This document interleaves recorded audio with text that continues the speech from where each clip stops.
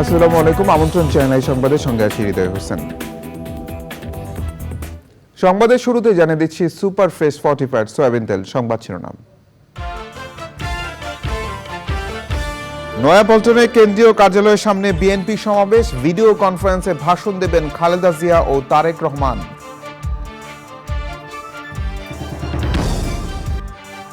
Doctor ইউনূসকে প্রধান উপদেষ্টা করে অন্তর্বর্তীকালীন সরকার গঠনের সিদ্ধান্ত, বিভিন্ন রাজনৈতিক দলের সাথে আলোচনা করে শিগগিরই চূড়ান্ত তালিকা। বাংলাদেশ ব্যাংকের 4 ডেপুটি গভর্নরের পদত্যাগ, সচিবালয়ে পদোন্নতি সহ আরও নানা দাবিতে কর্মকর্তা কর্মচারীদের বিক্ষোভ। এবং প্যারিস অলিম্পিকে মেয়েদের 200 মিটার স্প্রিন্টে যুক্তরাষ্ট্রের গ্যাবি টমাসের স্বর্ণজয়, স্পেনকে হারিয়ে 16 বছর পর নারী ফুটবল ফাইনালে ব্রাজিল। সংবাদ শিরোনামগুলো জানাচ্ছিলাম। এখনকার সংবাদ আয়োজন একই সঙ্গে চ্যানেলের ইউটিউব চ্যানেল এবং চ্যানেলের ওটিটি প্ল্যাটফর্ম আই স্ক্রিনে লাইভ স্ট্রিম হচ্ছে। নয়াপল্টনে কেন্দ্রীয় কার্যালয়ের সামনে সমাবেশ করছে বিএনপি। সমাবেশে চেয়ারপারসন বেগম খালেদা জিয়ার ভিডিও ভাষণ দেওয়ার কথা রয়েছে। লন্ডন থেকে ভিডিও কনফারেন্সে প্রধান অতিথি সমাবেশে যোগ দেবেন তারেক রহমান। সেখানে আছেন রাহুল রয়। আমরা রাহুল রয়ের কাছে যাচ্ছি। রাহুল, সমাবেশ নিয়ে সবশেষ অবস্থা জানতে চাই।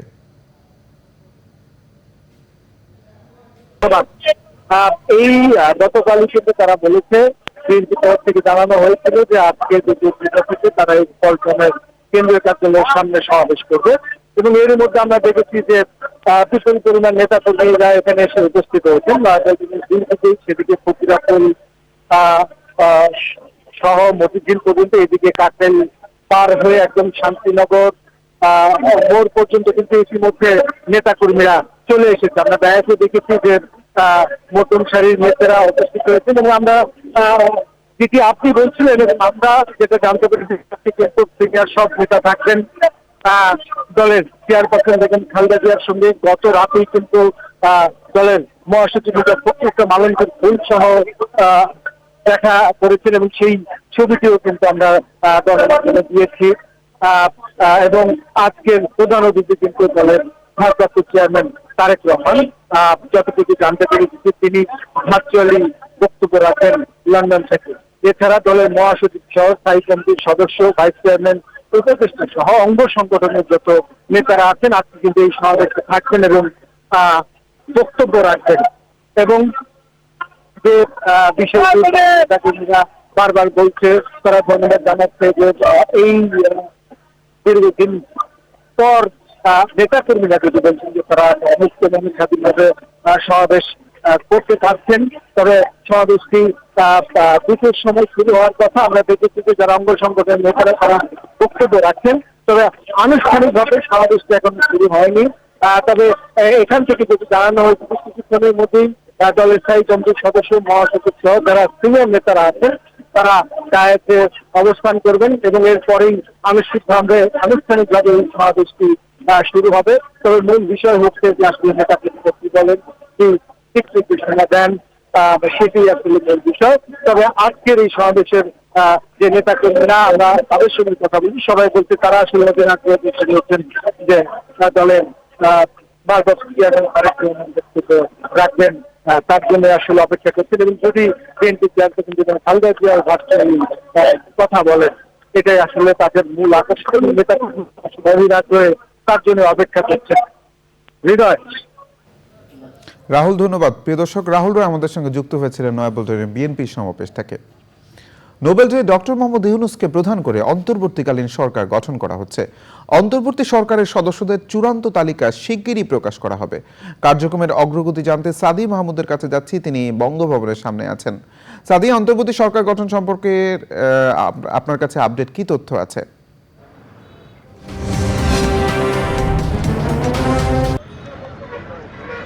আপনি যেমনটি বলছিলেন যে নোবেল জয়ী অর্থনীতিবিদ ডক্টর মোহাম্মদ ইউনূসকে প্রধান উপদেষ্টা করে অন্তর্বর্তীকালীন সরকার গঠনের সিদ্ধান্ত হয়েছে এবং বঙ্গভবনে কিন্তু গতকাল রাতেই রাষ্ট্রপতি মোহাম্মদ শাহাবুদ্দিনের সাথে তিন বাহিনীর প্রধান এবং বৈষম্য বিরোধী ছাত্র আন্দোলনের যারা সমন্বয়কারী আছেন তাদের সাথে বৈঠকেই কিন্তু এই সিদ্ধান্ত নেওয়া হয়েছে। এবং এই অবস্থায় আসলে আপনি সাধারণ মানুষ বলেন বা রাজনৈতিক ব্যক্তিত্ব বলেন, সুশীল সমাজের লোকজন যারা আছেন তাদের বলেন, সবার মাঝেই কিন্তু একটি বিষয় নিয়ে আসলে জল্পনা কল্পনা, সেটি হলো যে এই অন্তর্বর্তীকালীন সরকারে কারা থাকছেন, কখন ঘোষণা হবে, এর মেয়াদকাল কতদিন, এই সব বিষয় নিয়ে এখন মানুষ জানতে চায়।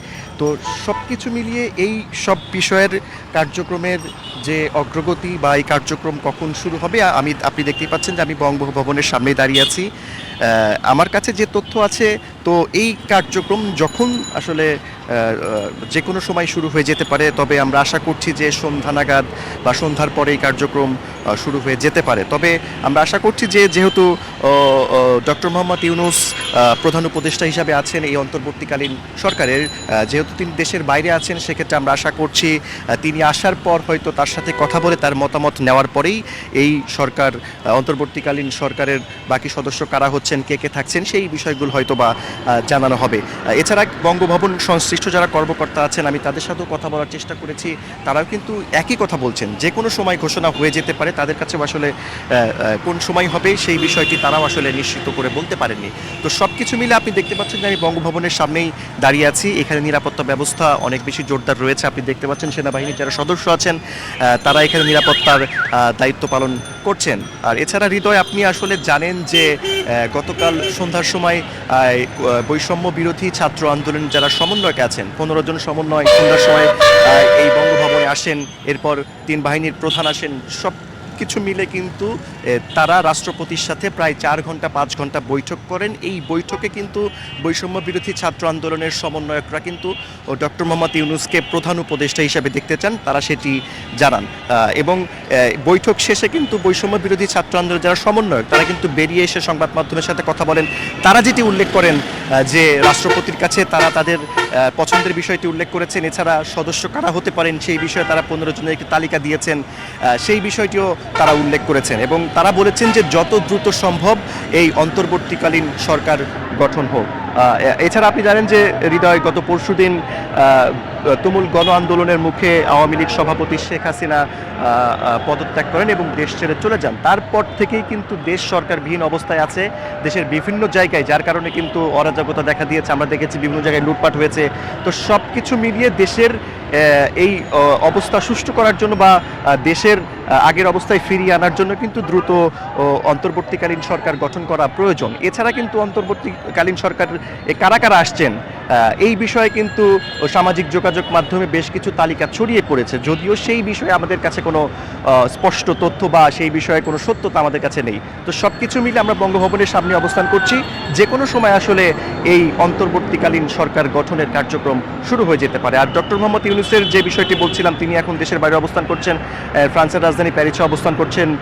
আশা করা যাচ্ছে তিনি হয়তো বা রাতে বা আগামীকাল আসবেন, তারপরই হয়তো বা এর কার্যক্রম শুরু হতে পারে, অথবা আজকে সন্ধ্যার পর থেকেও এর কার্যক্রম শুরু হতে পারে। হৃদয়। সাদি, ধন্যবাদ। প্রিয় দর্শক, সাদি মাহমুদ যুক্ত হয়েছিলেন আমাদের সঙ্গে বঙ্গভবনের সামনে থেকে। এর আগে মঙ্গলবার রাতে বঙ্গভবনে রাষ্ট্রপতির সঙ্গে তিন বাহিনীর প্রধান ও বৈষম্য বিরোধী ছাত্র আন্দোলনের সমন্বয়কদের বৈঠকে ডক্টর মোহাম্মদ ইউনূসকে প্রধান উপদেষ্টা করে অন্তর্বর্তীকালীন সরকার গঠনের সিদ্ধান্ত হয়। বৈষম্য বিরোধী ছাত্র আন্দোলনের সমন্বয়ক নাহিদ ইসলাম জানিয়েছেন, বিভিন্ন রাজনৈতিক দলের সাথে আলোচনা করে শিগগিরই সরকারের চূড়ান্ত তালিকা প্রকাশ করা হবে। ইফতেখার উদ্দিনের রিপোর্ট। রাষ্ট্রপতি মোহাম্মদ শাহাবুদ্দিন চলমান সংসদ ভেঙে দেওয়ার পর অন্তর্বর্তীকালীন সরকারের রূপরেখা নিয়ে রাষ্ট্রপতির সাথে বৈঠক করতে মঙ্গলবার রাতে বঙ্গভবনে যান তিন বাহিনীর প্রধান ও বৈষম্য বিরোধী ছাত্র আন্দোলনের 13 সদস্যের প্রতিনিধি দল। দীর্ঘ বৈঠক শেষে রাত 12টায় বঙ্গভবন থেকে বেরিয়ে সাংবাদিকদের সাথে কথা বলেন বৈষম্য বিরোধী ছাত্র আন্দোলনের সমন্বয়ক নাহিদ ইসলাম ও অধ্যাপক আসিফ নজরুল। সে সময় জানানো হয়, তাদের পক্ষ থেকে 10 থেকে 15 জনের নাম প্রস্তাব করা হয়েছে। বিভিন্ন রাজনৈতিক দলের সাথে আলোচনা করে শিগগিরই অন্তর্বর্তীকালীন সরকারের চূড়ান্ত তালিকা প্রকাশ করা হবে। আমাদের একটি ফলপ্রসূ আলোচনা হয়েছে এবং ছাত্র নাগরিক অভ্যুত্থানকারীদের পক্ষ থেকে যেই সরকার প্রস্তাব করা হবে সেই প্রস্তাবিত সরকারি চূড়ান্ত সরকার। আমরা প্রাথমিকভাবে আমাদের অন্তর্বর্তীকালীন সরকারের জন্য সরকারের প্রধান উপদেষ্টা হিসেবে সর্বজন গ্রহণযোগ্য নোবেল পুরস্কার বিজয়ী আন্তর্জাতিক খ্যাতিসম্পন্ন ব্যক্তিত্ব ডক্টর মোহাম্মদ ইউনূসের নাম প্রস্তাব করেছিলাম এবং আজকে মহামান্য রাষ্ট্রপতিও সম্মতি দিয়েছেন ডক্টর মোহাম্মদ ইউনূসকে প্রধান করেই অন্তর্বর্তীকালীন সরকার দ্রুত সময়ের মধ্যে গঠন করা হবে। প্রায় 24 ঘন্টার মধ্যেই সেই তালিকা সহ আপনারা অন্তর্বর্তীকালীন সরকারের ঘোষণাটি দেশবাসী পেয়ে যাবে। আমাদের এই তালিকা যেহেতু চূড়ান্ত হয় না, এটা এখন প্রকাশ করা হবে না। আর অন্যান্য বিষয়ে আলোচনা চলছে, কতদিনের সরকার হিসেবে আলোচনা চলছে। সরকারি সম্পদ, মন্দির ও সংখ্যালঘু ছাত্র সম্প্রদায়কে রক্ষার ঐক্যবদ্ধভাবে কাজ করার আহ্বান জানান বৈষম্য বিরোধী ছাত্র আন্দোলনের সমন্বয়ক নাহিদ। বলেন, লুটপাট হামলা চালিয়ে অর্জনকে নষ্ট করার চেষ্টা চলছে, সম্মিলিতভাবে তা প্রতিরোধের আহ্বান জানান তিনি। আমাদেরকে অবশ্যই সরকারি স্থাপনা, রাষ্ট্রীয় সম্পদ এবং আমাদের যে সংখ্যালঘু সম্প্রদায় রয়েছে তাদেরকে রক্ষা করতে হবে এবং পুলিশ বাহিনীকে, আইন শৃঙ্খলা বাহিনীকে পুনর্গঠনের মাধ্যমে দ্রুতই জনগণের মধ্যে শান্তি শৃঙ্খলা ফিরিয়ে আনার জন্য নিয়োগ করা হবে। বঙ্গভবনের বৈঠকে বৈষম্য বিরোধী ছাত্র আন্দোলনের 13 সদস্যের প্রতিনিধি দলে আরও উপস্থিত ছিলেন ঢাকা বিশ্ববিদ্যালয়ের অধ্যাপক তানজিম উদ্দিন। Iftekhar Uddin, Channel I, Dhaka. সচিবালয়ে পদোন্নতি সহ বিভিন্ন দাবিতে বিক্ষোভ করেছেন কর্মকর্তা কর্মচারীরা। এ নিয়ে জানতে রফিকুল বাশারের কাছে যাচ্ছি, তিনি সচিবালয়ে আছেন। বাশার, সচিবালয়ের সবশেষ পরিস্থিতি কি?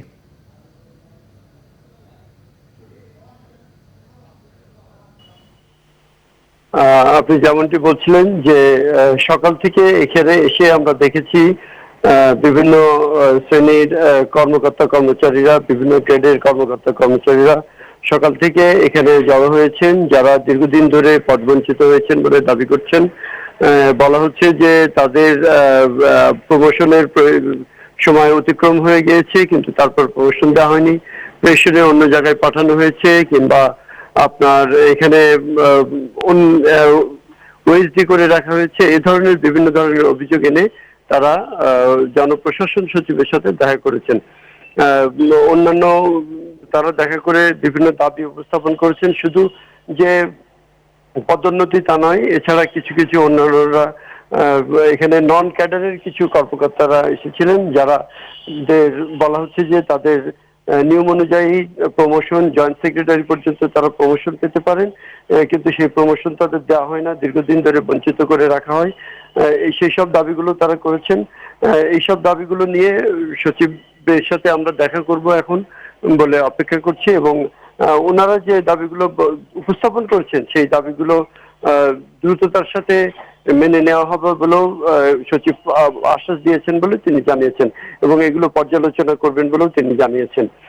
আমি আরেকটা একটু বলে রাখি আপনাদেরকে, সচিবালয় আমি এখন আছি মন্ত্রিপরিষদ বিভাগে। মন্ত্রিপরিষদ বিভাগে যে নতুন সরকার গঠনের বিষয়ে একটি আলোচনা আছে, কিন্তু মূলত আসলে এখানে নাম না আসা পর্যন্ত, বঙ্গভবন থেকে রাষ্ট্রপতি নাম ঠিক করে না দেওয়া পর্যন্ত এখানে কোনো কার্যক্রম নাই। গতকালকে যে শিক্ষার্থীরা নাম প্রস্তাব করেছিলেন প্রধান উপদেষ্টা হিসাবে ডক্টর মোহাম্মদ ইউনূসকে, সেই বিষয়টি ডক্টর মোহাম্মদ ইউনূস এখনো দেশে আসেননি, ফ্রান্স থেকে তিনি দেশে ফিরবেন। দেশে ফেরার পরেই মূলত এইসব বিষয়গুলো চূড়ান্ত হবে। ইতিমধ্যে আরেকটি প্রশ্ন উপস্থাপিত হয়েছে, সেটি হচ্ছে যে ডক্টর ইউনূসের নামে মামলা রয়েছে, এখন মামলা থাকা অবস্থায় তিনি প্রধান উপদেষ্টা শপথ নিতে পারবেন কিনা, এমন একটি প্রশ্ন। সেক্ষেত্রে আমরা যতদূর জানতে পেরেছি, বিএনপি চেয়ারপারসন বেগম খালেদা জিয়াকে বিশেষ ভাবে রাষ্ট্রপতি যেভাবে ক্ষমা করে দিয়েছেন, মুক্ত করে দিয়েছেন, সেইভাবে বিশেষ সুবিধায় বিশেষ রাষ্ট্রপতির ক্ষমতা বলে ডক্টর ইউনূসেরও মামলাটা তুলে নেওয়ার বিষয়ে একটি আলোচনা চলছে। এখনো সেই বিষয়ে বিস্তারিত কিছু আমরা এখনো জানতে পারিনি। বিস্তারিত যখন জানতে পারবো তখন সে বিষয়টা আপনাদেরকে জানিয়ে দেব। তবে আমরা যতদূর জেনেছি যে ডক্টর মোহাম্মদ ইউনূস দেশে আসার আগে নতুন মন্ত্রিপরিষদ, নতুন সরকার গঠনের আর কোনো অগ্রগতি খুব বেশি হবে না। যে বিষয়গুলো গতকালকে শিক্ষার্থীরা জানিয়েছেন সেইটাই সর্বশেষ আপডেট। এই ছিল আমার কাছে শেষ খবর। হৃদয়। বাশার ধন্যবাদ। প্রিয় দর্শক, রফিকুল বাশার আমাদের সঙ্গে যুক্ত হয়েছিলেন সচিবালয় থেকে। বাংলাদেশ ব্যাংকের পরিচালনা পর্ষদের পদত্যাগ দাবিতে ভবনের ভেতরে বিক্ষোভ করেছেন কর্মকর্তা কর্মচারীরা। এরই মধ্যে 4 জন ডেপুটি গভর্নর পদের শীর্ষ কর্মকর্তা পদত্যাগ করেছেন। এরা হলেন কাজী সাইদুর রহমান, হাবিবুর রহমান, নুরুন নাহার ও মাসুদ বিশ্বাস।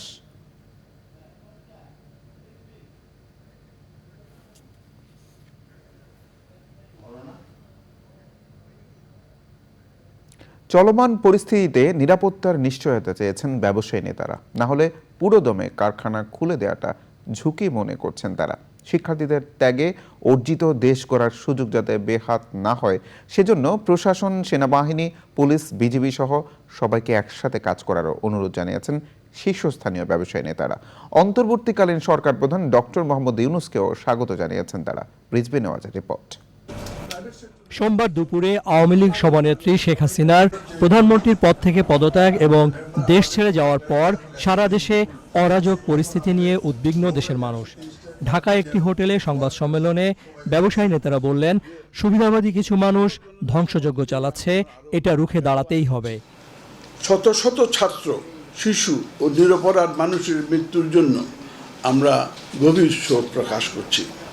সহিংসতা যারা নিহত হয়েছেন তাদের শহীদের মর্যাদা দান এবং তাদের পরিবারের জন্য ক্ষতিপূরণ দেওয়ার ব্যবস্থা করার জন্য আমরা আহ্বান জানাচ্ছি। এই ধরনের তাণ্ডব চালাচ্ছে সেই থানার থেকে শুরু করে বিভিন্ন জায়গায়। এই জিনিসটা যদি আমরা রুখতে না পারি তাহলে কিন্তু পরিস্থিতি আরও দুঃসহ হবে এবং এই জিনিসটা করার জন্য আমরা সেনাবাহিনীকে আহ্বান জানিয়েছি। এইভাবে তো ধ্বংসযজ্ঞ চলতে পারে না। এবং এটা কাকে আমরা ধ্বংস করতেছি? এই ধ্বংস তো কোনো ব্যক্তি বিশেষ বা কোনো দল বিশেষের নয়, এটা তো আমাদের জাতীয় সম্পত্তি। এই জিনিসগুলো আমরা কিভাবে এটা অ্যালাউ করা যায় এবং কেন এটা আনসিকিউর ছিল, কেন এটা আনঅ্যাটেন্ডেড ছিল, এই জিনিসটা আমাদেরকে যথেষ্ট কনসার্ন করেছে। সারা দেশের যে অর্জন সেটা কিন্তু আজকে একদম শেষ হয়ে যাচ্ছে। আমি অনেকেই প্রশ্ন করছিলাম যে কারো রাগ থাকলে ফ্যাক্টরিটা ভাঙতে পারে, ওখান থেকে কিছু জিনিস নিয়ে যেতে পারে, এটা আমরা মানলাম। কিন্তু আগুন দিয়ে পুড়িয়ে দিয়ে ধ্বংস করে দিয়ে এটা লাভটা কার হচ্ছে? পেছনে কে কি করেছে সেটা বাদ দিয়ে সবাই মিলে সামনের দিকে এগিয়ে যেতে চান ব্যবসায়ী নেতারা। এখন যারা ভাঙচুর, অগ্নিসংযোগ করছেন, এটা আমরা বলতে চাই যে এটার মধ্যে কোনো ছাত্র তো নাই, কখনোই ছাত্র এই ধরনের ইয়েতে থাকে না, বা দেশের জনগণও নাই, বা কোনো রাজনৈতিক দলও এই ভ্যান্ডালিজম বা এখন এই ভাঙচুর, অগ্নিসংযোগ নেই। এখানে আমরা যেটা দেখতে পাচ্ছি যে কিছু সংখ্যক দুষ্কৃতিকারী, কিছু সংখ্যক স্বার্থান্বেষী গোষ্ঠী নানাভাবে যারা এবং টোকাই শ্রেণীর কিছু লোকজন বিভিন্ন জায়গায় এই কাজগুলি করছে। ল অ্যান্ড অর্ডার রেস্টিউ করা, কলকারখানা চালু করা, মানুষের জীবনের নিরাপত্তা নিশ্চিত করা, পুলিশ বাহিনীকে অ্যাক্টিভ করা। Yes, we are going through a transition এবং আমাদের একটা ডিফিকাল্ট টাইম, অনেক সমস্যা হচ্ছে ল অ্যান্ড অর্ডার নিয়ে, কিন্তু it is up to you to also create a positive image about our country. নতুন সরকার ব্যবসায়ীদের পূর্ণ সমর্থন পাবে বলে আশ্বস্ত করেন তারা। Rizvi Newaz, channel I, Dhaka. অন্তর্বর্তীকালীন সরকারের সামনে কঠিন চ্যালেঞ্জ, দীর্ঘদিনের অনিয়ম আর অন্যায় দূর করে সুশাসন প্রতিষ্ঠা করতে হবে, এমন মন্তব্য করে বদিউল আলম মজুমদার বলেছেন, এক ব্যক্তি কেন্দ্রিক শাসন দেশের মানুষের জন্য কি ভয়ঙ্কর হতে পারে তার সাক্ষী বাংলাদেশ। তবে চলমান পরিস্থিতিতেও কখনো কাম্য নয়। মুস্তফা মলিকের রিপোর্ট। প্রধানমন্ত্রীর পদ থেকে শেখ হাসিনার পদত্যাগ ও দেশত্যাগের অনেক কারণ আছে উল্লেখ করে অর্থনীতিবিদ, রাজনীতি বিশ্লেষক ও স্থানীয় সরকার বিশেষজ্ঞ বদিউল আলম মজুমদার বলেন, গণতান্ত্রিক কোনো দেশে একটি রাজনৈতিক দল কখনো সরকার হতে পারে না। এই প্রশাসন কিন্তু জনগণের স্বার্থে কাজ করে না, এই প্রশাসন কাজ করেছে নিজেদের স্বার্থে এবং যারা ক্ষমতাসীন দল তাদের নেতাকর্মীদের স্বার্থে। এই যে সরকার আর দলের মধ্যে কোনো পার্থক্য ছিল না। মোদ্দা কথা বলতে গেলে আমাদের এখানে এক ব্যক্তির শাসন প্রতিষ্ঠিত হয়েছিল। গেল এক যুগেরও বেশি সময় ধরে যে অনাচার চলেছে তার সংস্কার করাটা বেশ জরুরি। অনেকগুলো চ্যালেঞ্জ, যে প্রথম বড় চ্যালেঞ্জ হলো মানুষের বিরাট আকাঙ্ক্ষা, যে মানুষ পরিবর্তন চায়, আমূল পরিবর্তন চায়, এবং এই আমূল পরিবর্তন করা চারটিখানি কথা নয়, দুরূহ। তো ওটা একটা সুশৃঙ্খলভাবে যদি সব কিছু পরিচালনা করতে হয় একটা রাষ্ট্রীয় বাহিনীর প্রয়োজন। কিন্তু সবচেয়ে দুর্ভাগ্য যে আমাদের যে রাষ্ট্রীয় বাহিনীটা, পুলিশ, র্যাব, কিন্তু এই প্রতিষ্ঠানগুলো ভেঙে পড়েছে। এই প্রতিষ্ঠানগুলো পরিচালিত হয়েছে কতগুলো দুর্বৃত্তের দ্বারা, স্বার্থান্বেষীদের দ্বারা। রাষ্ট্রীয় বাহিনীতে দলীয় বাহিনীতে পরিণত হয়েছে, তো এখন এটাকে একটা রাষ্ট্রীয় বাহিনীতে পরিণত করা। দুর্নীতি, দুর্বৃত্তায়ন, লুটপাট, প্রশাসনকে পরিচ্ছন্ন করতে হবে। ব্যাংকগুলো খালি করে ফেলেছে এবং তারা ক্রোনি। আমাদের ব্যবসায়িক সেক্টরটাও ধ্বংস হয়ে গিয়েছে। এখন এক ব্যক্তির প্রস্থানের সাথে সাথে সব কিছু ভেঙে পড়েছে। এখন এগুলো জোড়া লাগানো, এগুলোকে কার্যকর করা, এগুলোকে সক্রিয় করা এখন হবে একটা বড় চ্যালেঞ্জ। দেশের বিভিন্ন স্থানে যে লুটপাট ও অনিয়ম চলছে তা আইনের চরম লঙ্ঘন বলে মনে করেন ডক্টর বদিউল। জনতার রোষের শিকার হয়েছে দুর্ভাগ্যবশত অনেক জায়গায়, এবং যেটা দুঃখজনক, যেটা হওয়া উচিত ছিল না, এখনও বন্ধ হওয়া দরকার জরুরি ভিত্তি। তাদেরকে বিচারের আওতায় আনার দরকার, তাদের শাস্তি দেওয়া দরকার, তাদের এই যে ইয়ের ভিত্তিতে, তথ্য প্রমাণের ভিত্তিতে। তিনি বলেন, আগের নিয়মে দেশ পরিচালিত হলে বড় ধরনের সংকটে পড়বে বাংলাদেশ। Mostafa Mallik, Channel I, Dhaka. পুলিশের নতুন মহাপরিদর্শক হিসেবে মোহাম্মদ মঈনুল ইসলামকে নিয়োগ দেওয়া হয়েছে। রাষ্ট্রপতির আদেশক্রমে স্বরাষ্ট্র মন্ত্রণালয়ে জননিরাপত্তা বিভাগের উপসচিব মোহাম্মদ মাহবুব রহমান শেখের সই করা এক প্রজ্ঞাপনে মঈনুল ইসলামকে নিয়োগ দেওয়া হয়। তিনি পুলিশের ট্রাফিক অ্যান্ড ড্রাইভিং স্কুলের কমান্ড্যান্ট হিসেবে দায়িত্ব পালন করছিলেন। র্যাবের নতুন ডিজি হলেন AKM শহীদুর রহমান, আর ঢাকার নতুন পুলিশ কমিশনার হয়েছেন মাইনুল হাসান। র্যাবের সাবেক ডিজি ব্যারিস্টার হারুনুর রশিদকে পুলিশ হেডকোয়ার্টারে বদলি এবং ঢাকার সাবেক পুলিশ কমিশনার হাবিবুর রহমানকে পুলিশ সদর দপ্তরে সংযুক্ত করা হয়েছে।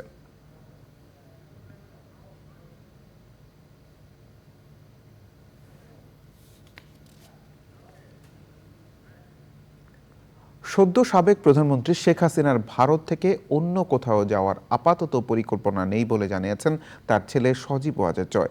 ডয়েচে ভেলেকে দেওয়া একান্ত এক সাক্ষাৎকারে তিনি আরও জানান, তার মা যুক্তরাষ্ট্র বা যুক্তরাজ্যে বসবাসের জন্য ভিসার আবেদন করেননি।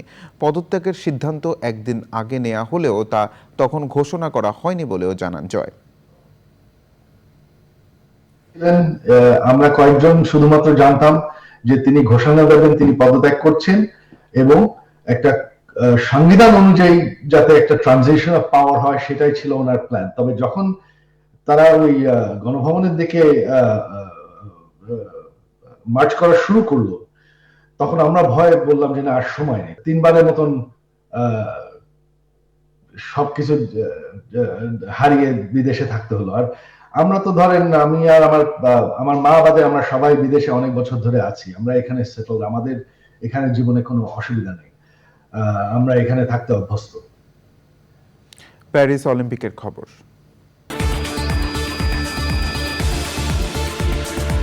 4-2 গোলে হারিয়ে প্যারিস অলিম্পিকে নারী ফুটবলে 16 বছর পর ফাইনালে উঠেছে ব্রাজিল।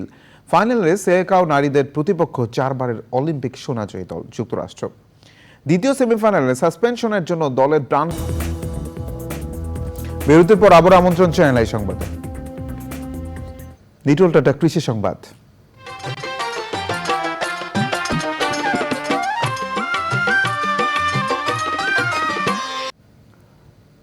গাইবান্ধায় কৃষক পর্যায়ে বাড়ছে বস্তায় আদা চাষ। প্রচলিত পদ্ধতির চেয়ে এই চাষে রোগবালাই ও পরিচর্যা ব্যয় কম হয়, আর্থিকভাবে লাভবান হচ্ছেন কৃষক। বাড়ির আঙিনা ও বিভিন্ন ফল বাগানের নিচে সহজেই এই চাষ করা যায় বলে পতিত জমির সর্বোত্তম ব্যবহার বেড়েছে বলছে স্থানীয় কৃষি বিভাগ। এবার প্রকৃতি সংবাদ।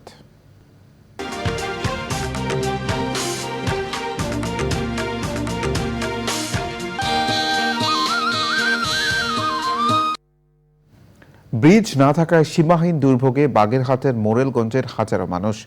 বাঁশের সাঁকো বানিয়ে নদী পারাপার করছে শিক্ষার্থী সহ স্থানীয়রা। এতে যে কোনো সময় ঘটতে পারে বড় ধরনের দুর্ঘটনা। ব্রিজ নির্মাণে দ্রুত প্রয়োজনীয় উদ্যোগের দাবি ভুক্তভোগীদের। এবার খেলার খবর।